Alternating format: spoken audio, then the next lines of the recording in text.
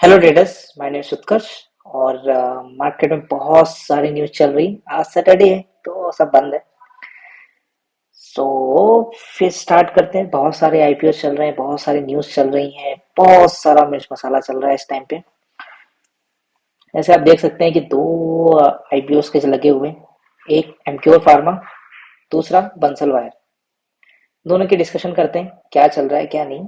और अगर आपने भरा है तो बहुत अच्छी बात है, नहीं भरा है तो कोई बात नहीं, देख लेते हैं, दोनों चीजें देख लेंगे कि क्या हो सकता है क्या नहीं हो सकता है।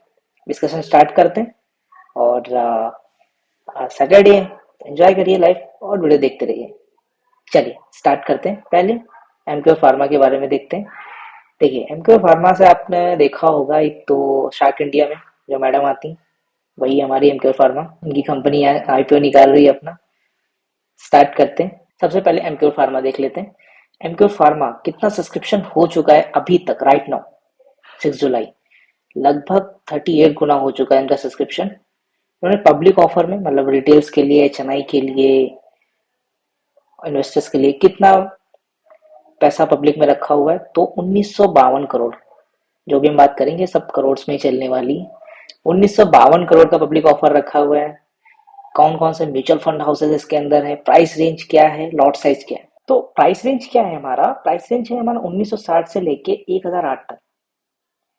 देखिए, नॉर्मल क्या होता है कि कोई भी अगर सब्सक्रिप्शन इतना गुना भर जाए, ज्यादा गुना भर जाए, तो नॉर्मली अगर आप लगाते हैं तो हाई प्राइस में लगाते हो, तो आपके चांसेस मिलने के ज्यादा ही होते हैं। ये सबको हाई प्राइस में सब्सक्रिप्शन भरना ही है अपना अपना। लॉट साइज है 14, तो अप्रॉक्स आपका 14,250, 14,250 से समथिंग आपका एक लॉट साइज बनेगा। म्यूचुअल फंड हाउसेस देख लेते हैं, किन किन म्यूचुअल फंड हाउसेस ने इसमें पैसा लगाया हुआ है। SBI, HDFC, Axis, Kotak, UTI, Motilal Oswal, बहुत सारे, इन सब में एंकर बुक्स आपके दिखी हुई हैं। नेक्स्ट अभी देख लेते हैं। अब देखिए, अब म्यूचुअल फंड हाउसेस हो गया, सब कुछ हो गया। एमक्योर फार्मा में उन्होंने नॉर्मल नॉर्मल देख लिया। बंसल वायर का देख लेते। बंसल वायर भी थोड़ा पीछे था हमारा। बंसल वायर, बंसल वायर का सब्सक्रिप्शन 3 गुना भरा हुआ है। देखिए, कंपेयर मत करिए कि वो 38 गुना ये 3 गुना है, ऐसा नहीं। 745 करोड़ का पब्लिक ऑफर इन्होंने किया हुआ है। प्राइस रेंज इनका है 243 से 256। लॉट साइज है इनका 58।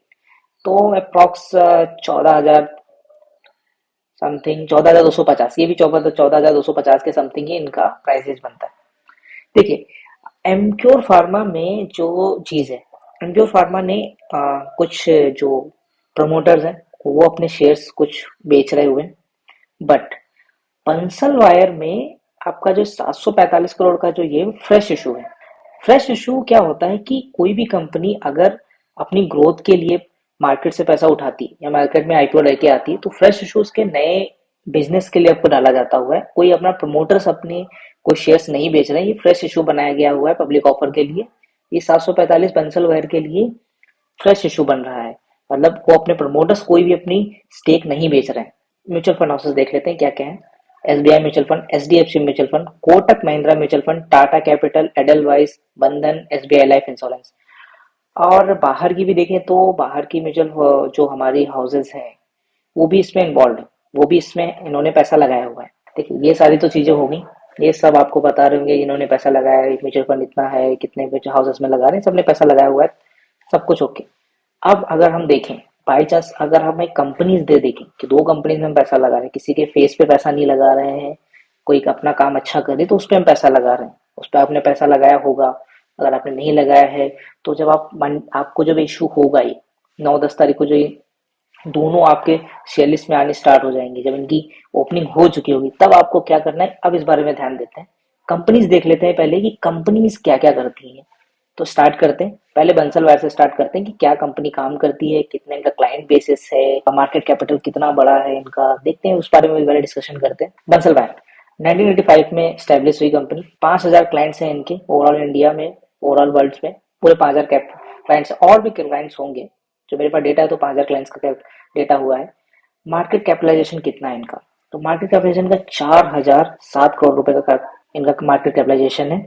दूसरा, एक्सपोर्ट, कोई भी कंपनी अगर बाहर एक्सपोर्ट करती है, इंडिया में एक्सपोर्ट करती है, उनको देखना चाहिए कितना रेवेन्यू उन्होंने किया। तो FY21 में 165 CR का करोड़ इनका रेवेन्यू है, और 523 में इन्होंने रेवेन्यू किया है 358 करोड़ का। ये तो चलिए रेवेन्यू की बात हो गई। अब इन डेप्थ भी हम आगे जाएंगे कि रेवेन्यू कितना था, क्या एसेट है, क्या प्रॉफिट है। इस कंपनी में देखिए एक चीज मुझे दिखती है, हाई डेप्थ। कर्जा है, बिजनेस में कर्जा होना आम बात है, होता है, लेकिन काफी कर्जा है, ये थोड़ा सा दिक्कत देने वाली बात है। बाकी कोई नॉर्मल बात है कि बिजनेस चल रहा है तो बात है। फिर इनका देखिए, इनके प्रॉफिट्स कहाँ मार्क करते हैं, कॉस्ट ऑफ रॉ मटेरियल।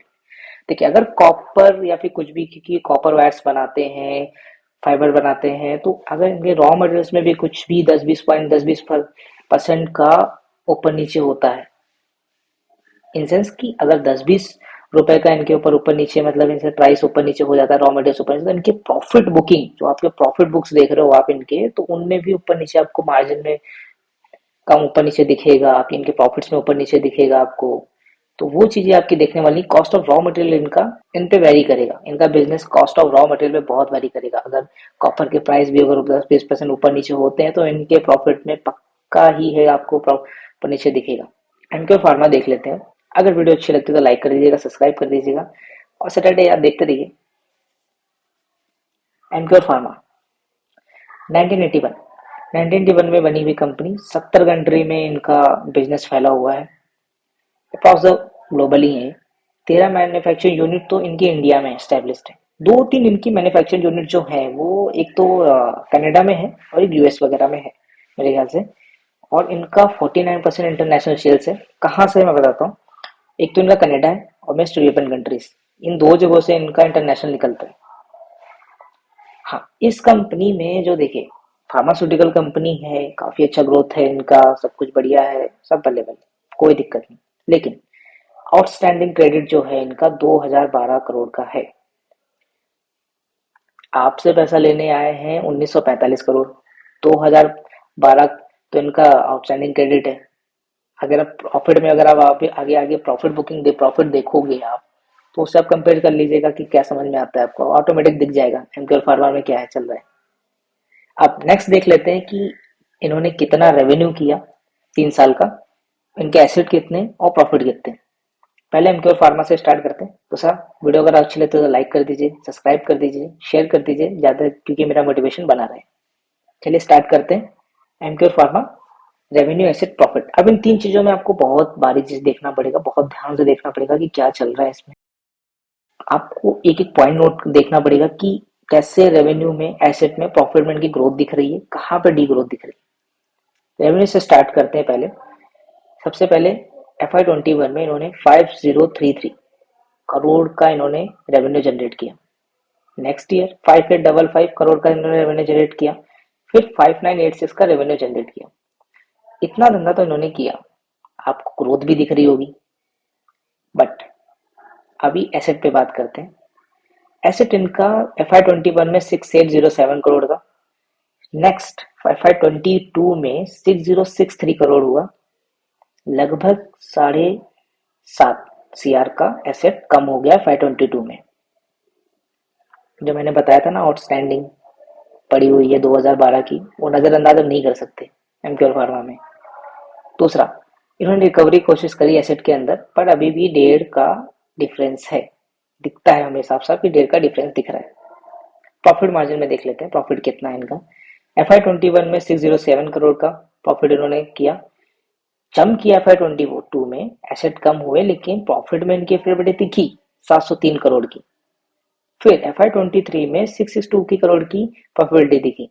ऐसा लगता है कि एमक्यू फार्मा में जो नमिता थापर जी, ये शार्क इंडिया का जो इन्वेस्टमेंट है, कुछ कवर अप करने आते हैं, अपनी पोजीशन क्लोज करने आती है, ऐसा लगता है। हाँ, बंसल वायर का देख लेते हैं, बंसल वायर का क्या है FY20 में। अब देखिए, बढ़िया आदमी है, थोड़ा धीरे धीरे रेवेन्यू आपको दिखेगा, प्रॉफिट कम दिखेगा, तो एसेट आपको नहीं, कंटिन्यूस आपकी चीजें दिखेंगी। तो रेवेन्यू इनका देख लेते हैं। 1477 करोड़ का रेवेन्यू किया इन्होंने FY21 में। 2198 करोड़ का इन्होंने FY22 में रेवेन्यू किया, और 2413 करोड़ का FY23 में रेवेन्यू किया। रेवेन्यू में आपको दोनों कंपनीज में ग्रोथ दिखेगी, दोनों कंपनीज में रेवेन्यू में 3 साल के में ग्रोथ ही आपको दिखेगी। एसेट में आप देख लेते हैं, 571 करोड़ का एसेट इन्होंने FY21 में किया। फिर इन्होंने फिर से एसेट बढ़ाए 696 के FY22 में। फिर FY23 में 750 करोड़ का इन्होंने एसेट किए। देखिए यहाँ से यहाँ एसेट में इनकी ग्रोथ अच्छी दिखी, काफी अच्छी दिखी। प्रॉफिट की बात कर लेते हैं। बढ़िया आदमी प्रॉफिट बुक्स में कमी दिखाएगा।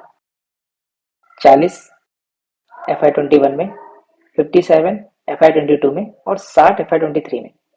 आपको ऐसा लग रहा होगा कि प्रॉफिट बंसल एमक्योर फार्मा का प्रॉफिट शेयर तो काफी ज्यादा अच्छा है, बंसल वायर का कम है। नहीं, देखिए बिजनेस टू बिजनेस वेरी करता है दोनों चीजें।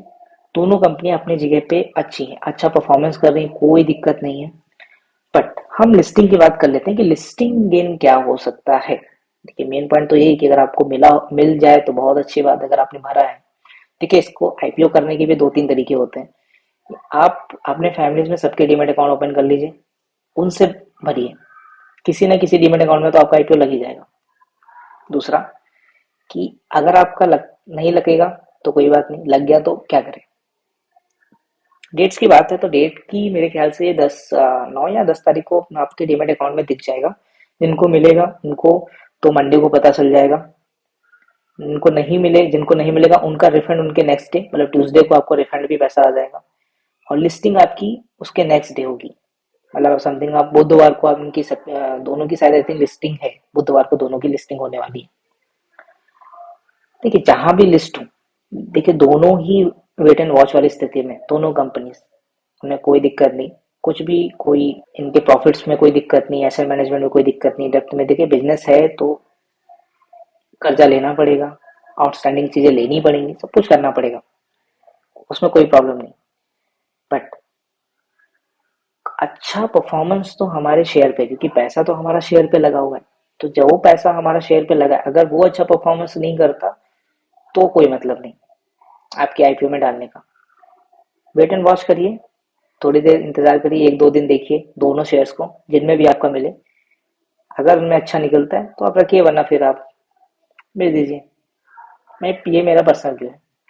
और नेक्स्ट डे संडे, कल संडे फंडे हमारा है। न्यूज क्या रहेंगी नेक्स्ट डे, क्या रही, कौन से स्टॉक्स ने 52 लो लगाया, कौन से स्टॉक ने 52 हाई लगाया, क्या चल रहा है सोशल मीडिया पे, हम सब डिस्कशन करने वाले हैं कल के वीडियोस में। Stay tune, bye bye.